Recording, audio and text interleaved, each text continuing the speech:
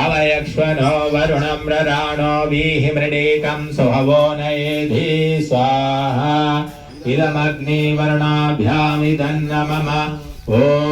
इमं मे वरुणश्रुधि अवमद्या च मृडय त्वामवस्युराचके स्वाहा इदं वरुणाय इदन्न मम ॐ तत्त्वायामि ब्रह्मणा वन्दमानस्तदा शास्ते जमानो हविर्भिः अहेळमानो वरुणे हवोद्युर्षं समान आयुः प्रमोषीस् इदं वरुणाय इदन्न मम ॐ ये ते शतं वरुणये सहस्रं यज्ञिया हवाशा वितता महान्तः तेभिर्नो अद्य सवितोत विष्णुर्विश्वे मुञ्चन्तु मरुता सर्काः स्वाहा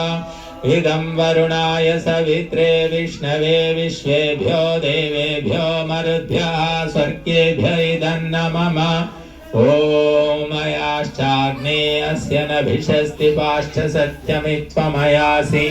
अयानो यज्ञं वहास्ययानो देहि भेषजं स्वाहा इदमग्नये अयसे इदन्न मम ॐ उदुत्तमं वरुणपाशमस्मदवाधमं विमध्यमं श्रद्धाय अधावयमादित्यव्रते तवानागसोदितये स्याम स्वाहा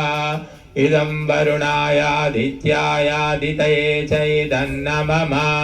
ॐ भवतन्नः समनसो सचेतसा वरेपसो